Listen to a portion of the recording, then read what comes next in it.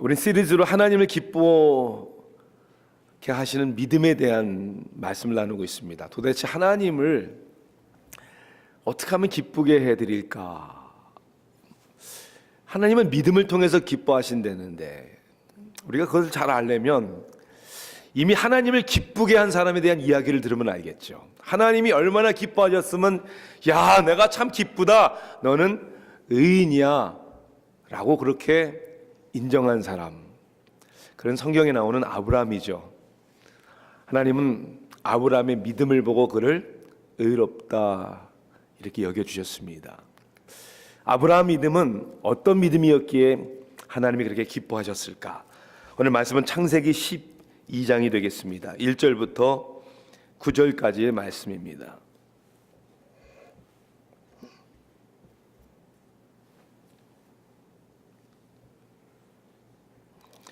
구약성경 14면에 있는 창세기 12장 1절부터 9절까지의 말씀을 우리가 함께 읽도록 하겠습니다. 1절부터 9절까지 함께 읽습니다. 여호와께서 아브라함에게 이르시되 너는 너의 고향과 친척과 아비의 집을 떠나 내가 내게 보여줄 땅으로 가라. 내가 너로 큰 민족을 이루고 내게 복을 주어 내 이름을 창대하게 하리니 너는 복이 될지라. 너를 축복하는 자에게는 내가 복을 내리고 너를 저주하는 자에게는 내가 저주하리니 땅의 모든 족속이 너를 말미암아 복을 얻을 것이라 하신지라. 이에 아브라함이 여호와의 말씀을 따라갔고 롯도 그와 함께 갔으며 아브라함이 하란을 떠날 때에 75세였더라. 아브라함이 그의 아내 사레와 조카 롯과 하란에서 모은 모든 소유와 얻은 사람들을 이끌고 가나안 땅으로 가려고 떠나서 마침내 가나안 땅에 들어갔더라. 아브라함이 그 땅을 지나 세겜 땅 모래 상수리 나무에 이르니 그때 가나안 사람이 그 땅에 거주하였더라.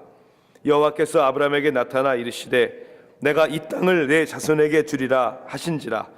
자기에게 나타나신 여호와께 그가 그곳에서 제단을 쌓고 거기에서 베델 동쪽 산으로 옮겨 장막을 치니 서쪽은 베델이요 동쪽은 아이라. 그가 그곳에서 여호와께 제단을 쌓고 여호와의 이름을 부르더니 점점 남방으로 옮겨갔더라. 아멘. 이 무모한 짓인 줄을 알면서 이 모험적이고 아니 위험하다라는 생각이 들 정도로 그런 일들을 여러분 그래도 마음에 뭔가 두근거리고 끌려서 담대하게 용기를 내서 해보신 적이 있습니까? 그러니까 여러분에게 동영상을 하나 보여드릴 테니까 여러분이 그 자리에 서 있었다면 어떻게 하실 것인가를 한번 생각해 보십시오. 한번 동영상을 보시겠습니다.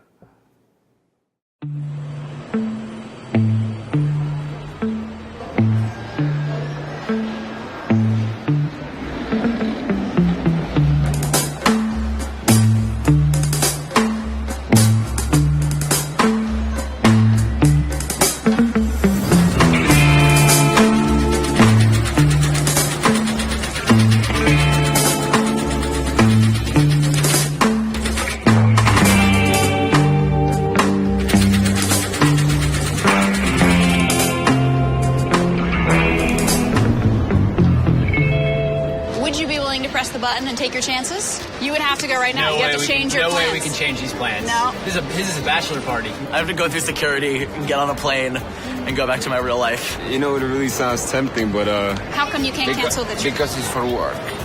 No, I'm afraid not. Right now, I'm going to where I have to go, so Yeah? I don't think I'm that adventurous.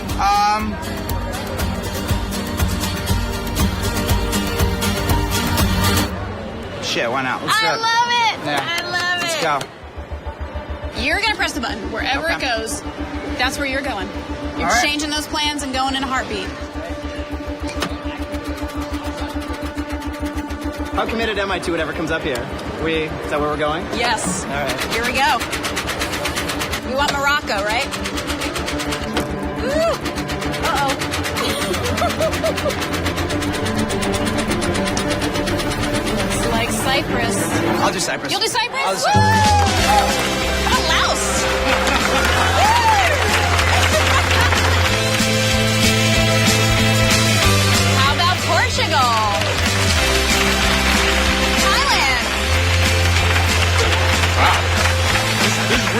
this is actually gonna happen.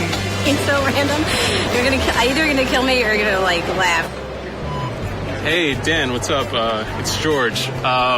Some weird news, I guess. It doesn't look like I'm gonna be able to make it out there, but I may make it out there sometime after I'm back from Thailand. I have no idea what you're saying. Are you going to Cyprus right now, or you're coming home first? No, I have to cancel my flight. Crazy. Yeah. Are you crazy? Maybe. I don't know. So where's the button? I'm ready to push the button. Ruffle, I'll see you Let's later. go home. I'll see you later. I'm going to push the Oh, button. I wanna go home. Let's go, Laos. Go to Laos.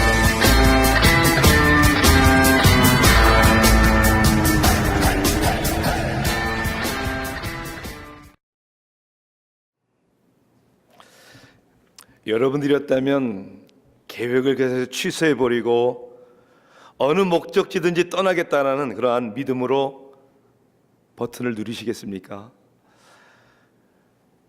사실 이게 쉬운 일은 아닐 것 같아요. 어떤 사람이 얘기했듯이 나는 그렇게 모험적인 사람이 아닙니다.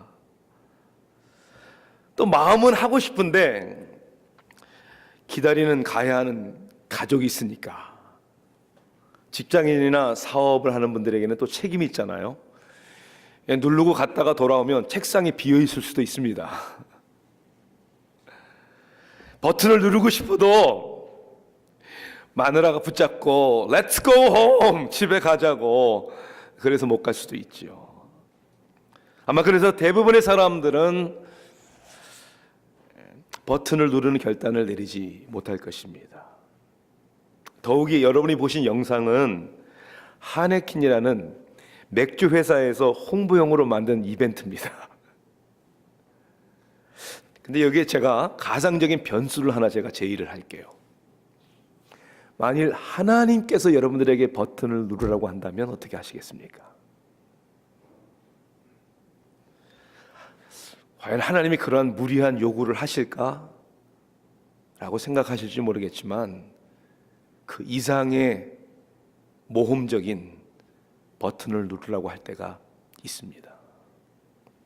오늘 우리가 읽은 아브라함의 이야기가 바로 그런 이야기예요. 하나님은 아브라함에게 계획을 바꿔서 버튼을 누르고 떠나라고 합니다. 그래도 이 동영상은 목적지라도 나중에 나오죠. 아브라함에게는 목적지도 말해주지 않고 내가 앞으로 너에게 지시할 땅으로 앞으로 떠나라. 상식에 벗어난 무모한 어리석어 보이는 위험천만한 왜 이러한 순종을 하나님은 요구하시는 것일까? 이것은 아브라함뿐만이 아닙니다. 하나님이 기뻐하시는 믿음을 가진 우리 믿음의 선조들의 삶에는 이러한 믿음의 결단을 하나님이 반드시 요구하셨다는 거예요. 비가 내리지도 않았는데 홍수의 심판을 말씀하시고 방주를 지라고 얘기를 합니다. 80세가 된 모세에게 바로에게 가서 Let my people go, 내 백성을 보내게 해달라라고 당당히 요구하라고 얘기를 합니다.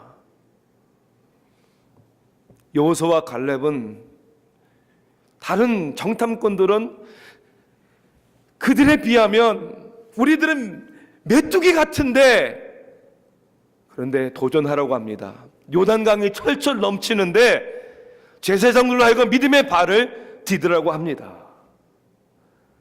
예수님은 제자들에게 나를 따라와라. 자기들의 생업, 배와 그물을 내려놓고 뭘 보는 게 있어서 뭘 얻자고 따라와라. Follow me.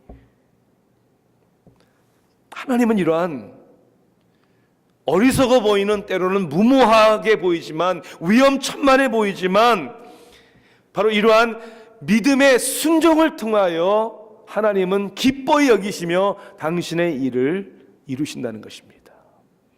하나님이 기뻐하시는 믿음이 뭐냐고요? 확고한 믿음만이 아니라 반드시 우리들에게 순종을 요구하시는 믿음입니다. 왜 하나님은 이러한 사람이 생각할 때는 어리석어 보이고 무모해 보이는 순종을 우리에게 요구하시는 것일까? 도대체 그 순종을 요구하시는 믿음이라는 건 도대체 어떤 것일까? 오늘 말씀을 봅니다. 첫째는 왜 하나님은 이런 믿음의 순종을 기뻐하시냐면요, 하나님의 가치관에 대한 도전이기 때문입니다.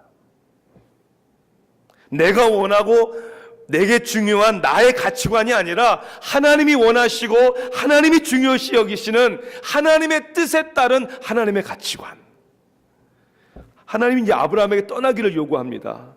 사실은 아브라함이 2번 떠납니다. 그렇죠? 갈대아 우르를 떠나고 또 하란을 떠납니다. 갈대아 우르를 떠날 때는 아버지와 함께 떠납니다. 사도행전 7장에 보면 스데반이 돌에 맞아 순교하기 전에 설교하면서 아브라함에 대한 이야기를 합니다. 그때도 아브라함은 하나님의 음성을 듣고 떠났다고 스데반은 설교를 합니다. 하란에 머물다가 아버지가 죽습니다. 데라가 죽고 난 후에 또한 아브라함은 하나님의 음성을 듣고 떠나라는 음성을 듣고 떠납니다. 여러분, 떠나는 것을 좋아하는 사람이 어디 있습니까?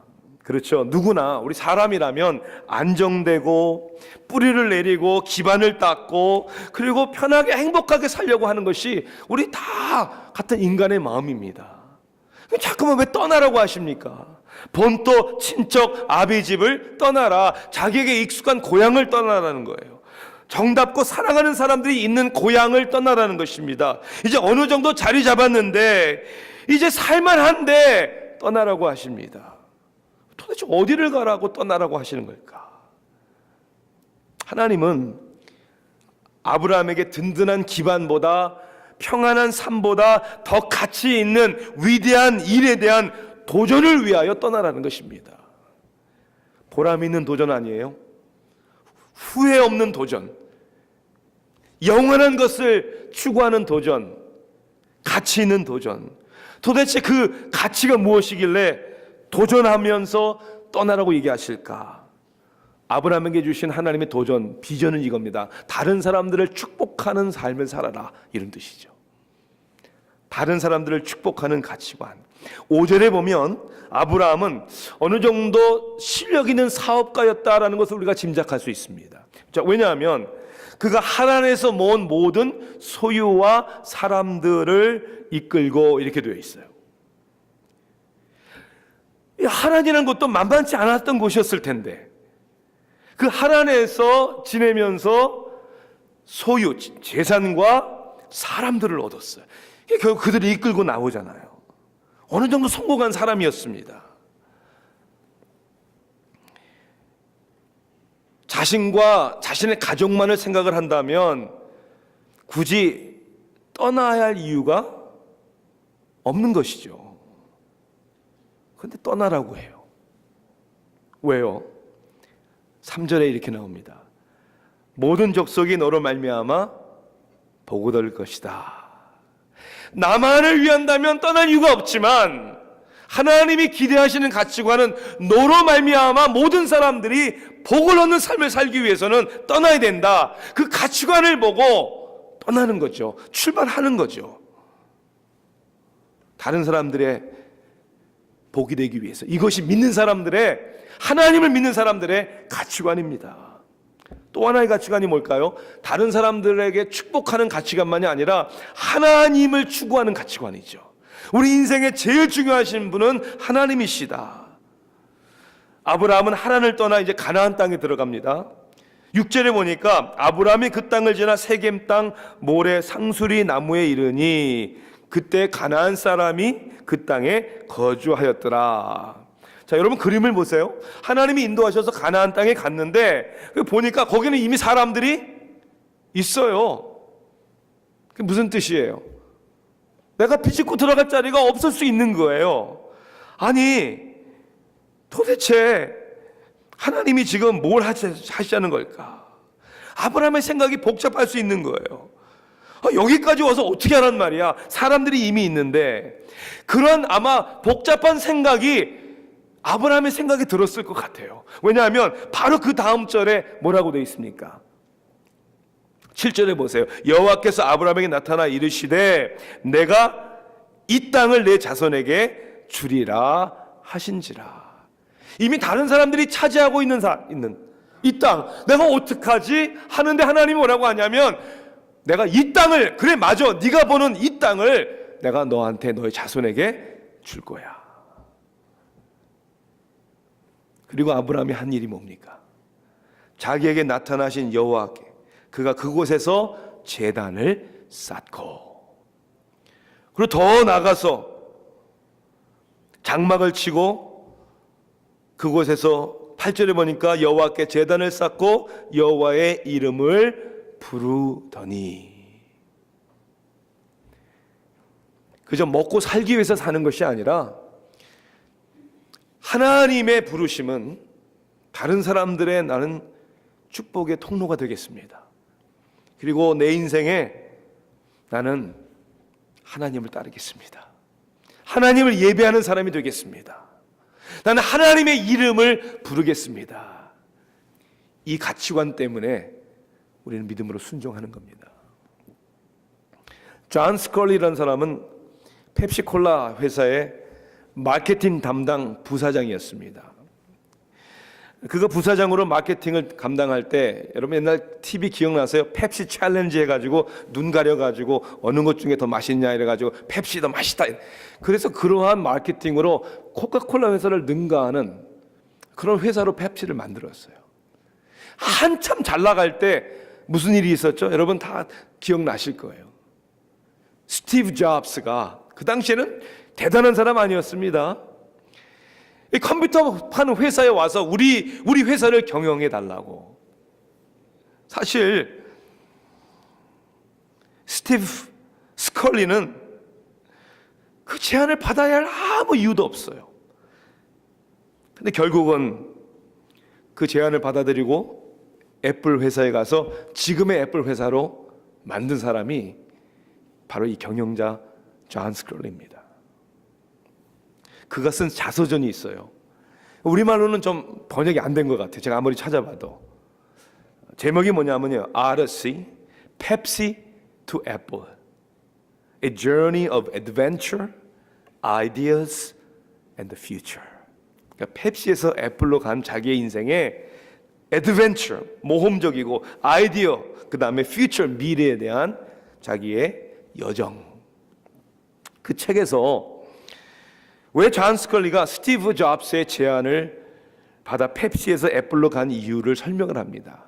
그것은 스티브 잡스가 자기에게 한 말 때문에, 그 말 한마디가 그 마음에 충격적으로 받아들여졌다는 거예요. 뭐라고 얘기했다고 하죠? Do you want to spend the rest of your life selling sugar water? 당신은 당신의 남은 인생을 설탕물 파는 데 써버리겠냐? Or do you want a chance to change the world? 세상을 변화시키는 기회를 붙잡아 보겠냐? 이 말에 움직여서 설탕물 파는 것보다 한번 나도 세상을 한번 변화시켜 보겠다. 더 고생이 되지만 더 나은 가치관, 의미 있는 일을 위하여 내 인생을 도전해 보겠다.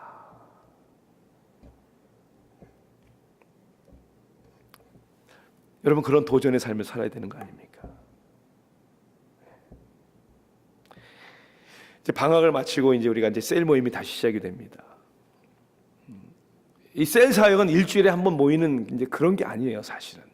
이 셀 관계를 통해서 섬기는 것이죠. 그래서 영혼에 대한 관심이 있습니다. 그리고 하나가 되는 관계가 이루어집니다. 그리고 서로 용납하고 받아줘야 되는 관용이 있어야 합니다. 셀 리더가 되어 섬긴다는 것은 쉬운 일이 아닙니다. 적어도 셀 사역의 목적인 그리스도의 임재와 능력과 그리고 목적을 경험하기 위해서는요, 그냥 안 되는 거예요. 희생이 필요해요. 속상할 때 많을 거예요. 손해도 있고요, 상처도 받을 수도 있고요, 고난도 있습니다. 하지만 도전할 가치가 있는 것이라고 저는 믿습니다. 내가 누군가를 위해, 다른 사람들의 삶과 신앙을 위해 하나님이 나를 통하여 섬기시게 한다는 비전이, 가치관이 있는 거죠. 그리고 하나님의 뜻을, 그리고 하나님의 능력을 갈망하고 추구하는 가치가 담겨져 있는 것입니다. 이런 셀 리더만이 아니겠죠. 교회에서 가르치는 교사도 마찬가지입니다. 선교의 임원이든, 그리고 하나님이 주신 거룩한 직분을 감당하는 데 있어서도 그것이 쉬운 일은 아니지만, 때로는 손해되는 일이지만, 그 가운데에서 하나님의 가치관을 발견하고 도전하는 삶, 이 순종의 믿음을 하나님이 보시고 기뻐하신다는 겁니다. 스티브 잡스가 존 스컬리에게 한 말을 제가 인용해서 표현을 하자면, 여러분은 남은 인생을 어떻게 보내시겠습니까? 여러분, 영혼을, 가정을, 사회를, 세상을 변혁시키는 그 기회에 믿음으로 도전하고 순종할 수 있는 다 여러분들이 되기를 주님의 이름으로 축원합니다. 이 순종하는 믿음이라는 이거예요. 바로 하나님이 기뻐하시는 이유는 하나님 가치관에 도전하는 것이기 때문입니다. 또 두 번째는 이거예요. 왜 하나님이 이런 순종의 믿음을 기뻐하시냐면 하나님의 위대한 일에 대한 도전이기 때문입니다. 나의 노력으로 할 수 있는, 나의 생각이 아니라 하나님의 능력으로만 가능한 하나님의 계획에 대한 도전. 그래서 믿음의 순종을 하나님이 기뻐하시는 거예요. 자, 아브라함은 타고난 사업가라고 생각할 수 있다고 말씀드렸습니다. 사람도 소유도 많이 얻었어요. 어느 정도의 리더십이 있는 것 같아요. 그러니 조카 롯도 따라오고 사람들도 따라오겠죠. 하지만 그게 아브라함의 전부예요. 그게 그 사람의 한계예요. 하나님은 거기서 만족하지 말고 네 생각이 아니라 내 계획을 한번 네가 따라와 봐라. 한번 그 담대히 용기 있게 떠나봐라 라고 얘기를 합니다. 하나님의 위대한 일이 뭡니까? 첫째는 나의 노력이 아닌 하나님의 능력으로 사는 겁니다. 나의 노력이 아닌, 내가 할 수 있는 일이 아닌 하나님이 할 수 있는 하나님의 능력. 자, 아브라함의 한계가 뭐예요? 그렇게 잘난지는 모르겠지만 그렇게 성공했어도 자식이 없어요. 여러분, 그 당시에 특히 그 문화 속에 아들이 없다는 것은 사실 인생 실패했다는 거예요. 유산을 줄 아들이 없다는 것은 그 당시 그 사람들의 문화 가운데 자기는 자녀 하나는 알 수 없는 자신의 한계. 그런데 하나님이 그에게 뭐라고 얘기해요? 내가 너로 큰 민족을 이루겠다. 이건 말이 안 되잖아요. 하나도 없는데 자식이 무슨 큰 민족입니까? 이게 하나님의 능력이라는 거예요. 이 하나님의 능력에 도전해 보는 거예요. 부부가 다 아이를 가질 수 없는 나이였는데, 소망을 잃은 상황인데 자신들을 보면 웃음밖에 나올 수밖에 없는, 그런데 하나님을 보니까 하나님은 그렇게 하실 수 있는 거예요. 내가 너로 큰 민족을 이루게 하겠다. 거기에 도전하는 것이죠. 하나님의 능력에. 두 번째는 이겁니다. 내 생각이 아닌 하나님의 계획에 도전하는 거예요. 그래서 하나님을 위해서 내가 뭘 하는 것이 아닙니다. 하나님께서 당신의 영광을 위하여 우리를 통해서 일하시는 것이죠.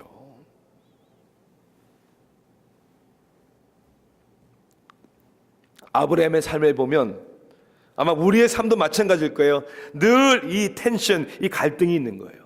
아브라함은 늘 자기의 생각과 자기의 계획으로 일을 해나가는 거예요. 그때마다 하나님은 아니야 하잖아요. 애굽에 가서 자기 목숨이 위태울 것 같으니까 머리 써서 자기 아내를 누이라 라고 거짓말 하잖아요.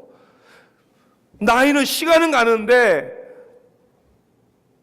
아이가 안 태어나니까 아브라함과 사라는 자신의 계획, 자신의 생각으로 여종 하갈을 통해서 우리 아이 납시다. 하나님은 그때마다 no 아니라고 얘기해요. 네가 할 수 있는 네 계획이 아니라 내 계획과 내 능력이다. 여러분, 이 갈등을 여러분 겪고 있습니까, 지금? 내 생각과 내 계획을 좀 내려놓고 담대하게 믿음의 버튼을 누릴 수 있는 하나님의 계획과 하나님의 능력에 도전해보는 삶을 우리 살아야 되는 거 아닙니까? 우리 세교회에는 이렇게 공부하는 이제 많은 청년들도 또 성도님들도 있습니다. 학위를 따기 위해 공부하는 분들도 있지만 또 박사학위까지도 마치시고 또 연구원으로 또 일하시는 분들이 있습니다. 이분들의 이제 기도 제목은 뭐냐면 이제 공부를 마치고 학위를 마치면 또 연구를 또 마치면 계약이 끝나면 이제 그 다음 직장, 그 다음에 미래에 대한 기도 제목이 참 많죠. 우리 성가대에서 이제 봉사하는 우리 청년이 하나 있죠. 최상일 형제라고. 작년 이제 겨울부터 이제 한국에 이제 교수직을 얻기 위해서 이제 인터뷰를 계속 나가는 거예요. 근데 그의 고민 중에 하나가 뭐냐면 우리 제자반에서 우리가 함께 그런 대화를 나눴어요. 보면 다는 안 그렇겠지만 아직도 한국에서는 그러는 데가 있대요. 대학 교수 인터뷰를 하고도 그 다음에 이제 2차, 여러분 아시죠? 2차 술자리, 유흥자리 이런 데를 가는 데가 아직도 있대요. 자기는 이제 그리스도인의 제자로서 그런 유혹을 자기가 담대히 이제 뿌리칠 수 있는 영향력을 끼쳐야 되니까 그런 삶을 자기 살고 싶다고. 우리 제자 훈련 가운데 제가 이 동영상 얘기를 했어요. 그리고 보여줬어요. 그리고 제가 그 형제한테 그랬어요. 하나님이 때로는 믿음으로 요구하실 때 담대하게 버튼을 눌러야 된다. 몇 주 전에 한국에 이제 교수직 인터뷰를 보러 나갔어요. 근데 저에게 이제 이메일이 왔어요.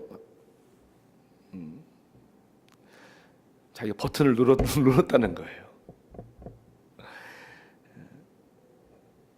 어느 모 대학에서 인터뷰를 했는데 이메일 내용이 이랬습니다. 인터뷰 후에 저녁 겸 술자리가 있었는데 제가 유쾌하게 어울리지 않았습니다. 1순위라는 것을 알고 있었고 1순위가 뭐냐면 이제 교수가 될 수 있는 여러 인터뷰 온 사람 가운데 첫 순위라는 거예요. 1순위라는 것을 알았고 술자리에 어울리면 이 자리는 따놓은 것이라는 생각도 들었지만 목사님께서 말씀하신 버튼을 누를 시기가 지금이라고 생각되었습니다. 결국 좋은 인상을 심겨주지는 못한 듯합니다. 총장 면접까지 보았지만 제 순위는 떨어져 2, 3 순위가 되었고 주변 교수님을 통해서 듣게 되었습니다. 그래서 안 됐어요. 그런데 됐어요. 한국 나갔을 때 갑자기 다른 대학교에서 인터뷰를 보자는 연락이 왔어요. 그래서 막 속은 아팠는데 그냥 인터뷰를 갔대요. 그 대학교에서는 그날로 결정을 해줬다고 합니다. 그래서 나가기로 되어 있어요. 뭐 항상 그런 건 아니지만 저는 통쾌한 느낌이 들었어요. 내가 물어봐서 저는 한국 대학을 잘 모르지만 안 된 대학보다는 된 대학교가 훨씬 한국에서는 좋은 대학이래요. 저는 우리 최상일 형제에게 이렇게 이메일을 간단하게 회신을 했어요. 물론 갔다 와서 대화를 식사를 하면서 나누었지만 가장 기쁘고 자랑스러운 것은 교수가 되었다는 것이 아닙니다. 그리스도의 제자로서 결단을 내리는 상일 형제의 모습입니다. 내 눈에 보이는 자리 하나에 안연하는 너무나 많은 껍질뿐인 교회 다니는 성도라고도 부르기 싫은 사람들이 가득한 이 세상에서 특히 한국에서 우리 상일 형제가 할 일이 많은 것 같습니다. 진심으로 축하합니다.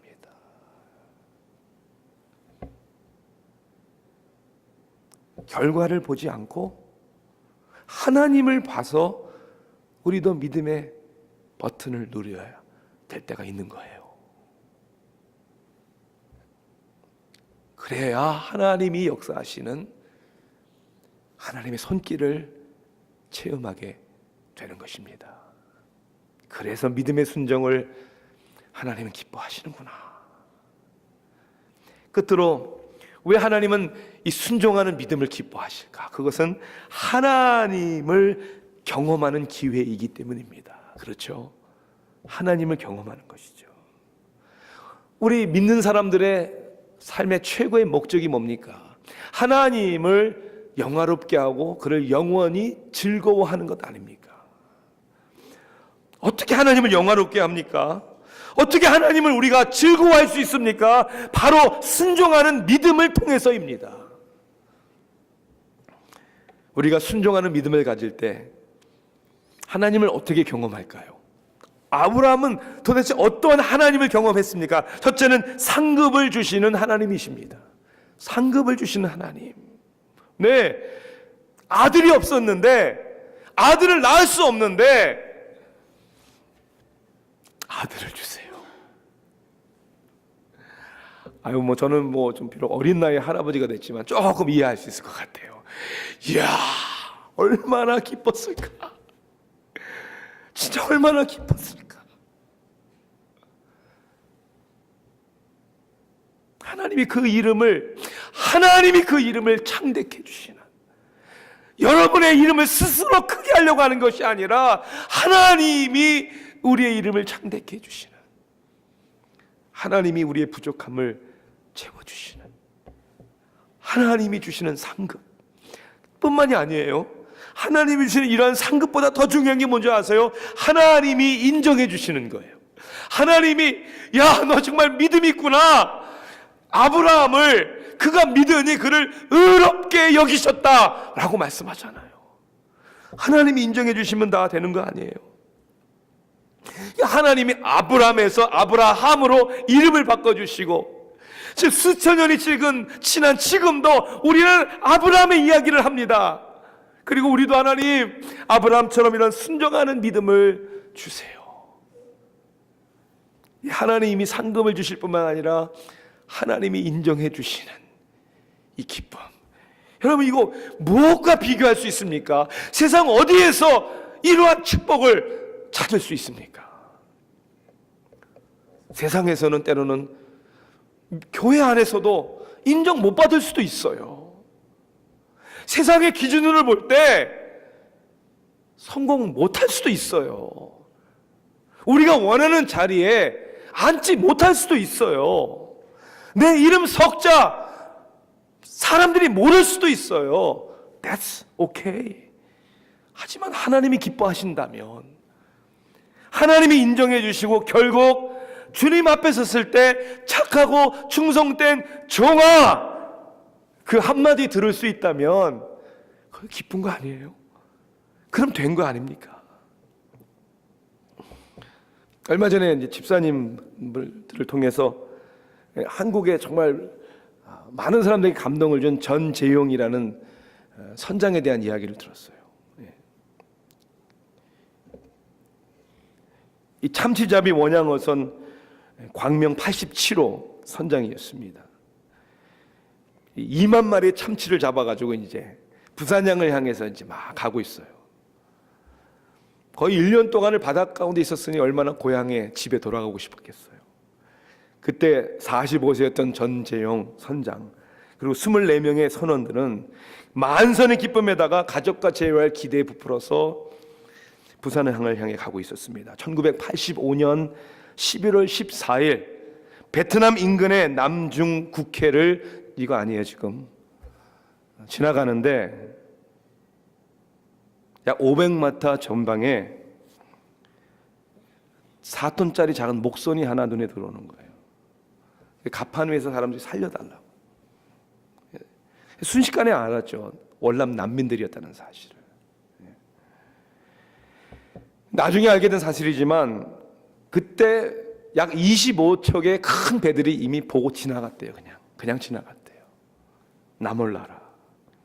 전재용 선장은 배 속도를 낮추라고 얘기를 합니다. 그리고 간부급 선원들을 급히 모아 회의를 합니다. 그 당시 한국 정부는 월남 난민을 인정하지 않을 때였었어요. 그들을 도와주면, 구조하면 불이익이 생긴다는 것을 너무나도 잘 알고 있었습니다. 그러나 죽어가는 사람들을 어떻게 그냥 지나칠 수 있겠냐. 이후의 책임은 모두 내가 지겠다. 선원들도 선장의 말에 동의를 합니다. 식량과 식수가 다 바닥이 나서 이제 죽음을 기다리고 있던 그 난민들에게는 기적과 같은 유턴, 배가 다시 돌아옵니다. 갑판에 얼마 안 되는 줄 알았더니 막 나오기 시작하는데 노인네 어린네 다 보니까 96명이었어요. 배 태웁니다. 앞으로 10여일이면 부산항에 가는 선원들의 양식밖에 없는데 96명의 식구가 더 늘었는데 걱정하지 말라고. 식량 다 떨어지면 잡은 참치가 많으니까 그거 먹으면 된다고. 여성과 아이들은 선원들의 침실을 주고 노인과 환자는 자기 선장실에 모십니다. 12일 뒤에 부산에 도착합니다. 회사에 전보를 쳤는데요, 무인도에다가 떨어뜨리고 그냥 와라. 근데 그냥 가요. 부산에 도착했을 때 그는 바로 해고를 당합니다. 그리고 그 당시 국가안전기획부에 불려가 조사를 받습니다. 선장 생활 11년 만에 갑자 해고당하고, 그리고 아무 선박 회사도 그 사람을 받아주질 않습니다. 고마움은커녕 상은커녕 기억해주지 않는 것은커녕 자기가 내린 결단으로 인하여 불이익을 당하게 된 것이죠. 구조받은 난민 가운데 대표였던 피터 누웬이라는 사람이 있습니다. 이 난민들은요, 오스트레일리아, 프랑스, 미국으로 이제 1년 반 만에 다 이제 난민 지위를 받아서 다 가게 됩니다. 이 사람은 미국에 왔어요. 그의 삶의 목표가 뭐였냐면 공부해서 간호사 되겠다. 그리고 베트남에 있는 식구들을 열심히 내가 일해서 초청하겠다. 그리고 그의 가슴에는 자기를 살려준 그 선장을 언젠가 내가 찾아서 내가 고맙다고 얘기할 것이다. 수모원 끝에 그를 찾습니다. 19년 만에 2004년 8월 8일 LA 공항, 전재영 성장을 LA로 초청을 해요. 이 피터 누웬 씨와 그 가족들, 구원받은 많은 사람들이 전재영 선장이 나오는 것을 기다립니다. 그리고 19년이 지났지만 그를 알아봐요. 그를 향해 달려갑니다. 그를 언싸안고 감사합니다. 고맙습니다. 당신 때문에 우리가 살았습니다. 19년 만에 일어나는 극적인 재회 만남. 저는 이 이야기를 듣고 동영상을 보면서 제 가슴 한구석에는 제가 지울 수 없는 주님의 음성이 들려옵니다. 이 세상에서는 손해받을 수 있어요. 잊혀질 수 있어요. 아무도 기억 안 할 수 있어요. 하지만 어느 날 하나님이 여러분들의 수고를 알아주시고 여러분의 눈물을 닦아주시고 여러분을 환영하시고 여러분에게 상급을 주시고 잘했다, 착하고 충성된 종아, 그날을 바라보며 달려가는 것이 믿음이요, 그 믿음에는 순종이 있기에 그 순종을 통해 하나님을 기쁘게 하는, 그래서 나도 기쁘게 되는 축복을 누리게 되기를 주님의 이름으로 축원합니다. 기도하시겠습니다.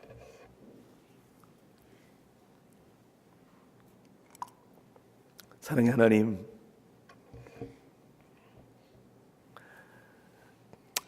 사랑합니다. 찬양합니다. 하나님, 참으로 저희들은 어리석어서 내 눈에 보이는 것, 내 손에 붙잡히는 것, 내 머리로 헤아려서 내게 유익이 될 만한 일들만 합니다. 하나님, 우리가 얼마나 어리석은지요. 아마 아브라함은 그것을 알았을 것입니다. 그렇게 내가 열심히 살아도 자식 하나 내가 마음대로 할 수 없는, 하나님, 그것이 우리들의 인생입니다. 그러기에 하나님, 우리는 내 생각이 아니라 하나님의 계획을, 내 재능이 아니라 하나님의 능력을 의지하겠습니다. 하나님의 위대한 일들을 도전하겠습니다. 그리고 하나님을 경험하겠습니다. 원합니다. 저희들에게 또 큰 믿음을 주시고 2015년 이 한 해가 더욱 믿음으로 도전하는 한 해가 되게 하여 주시옵소서. 예수님의 이름으로 기도합니다. 아멘.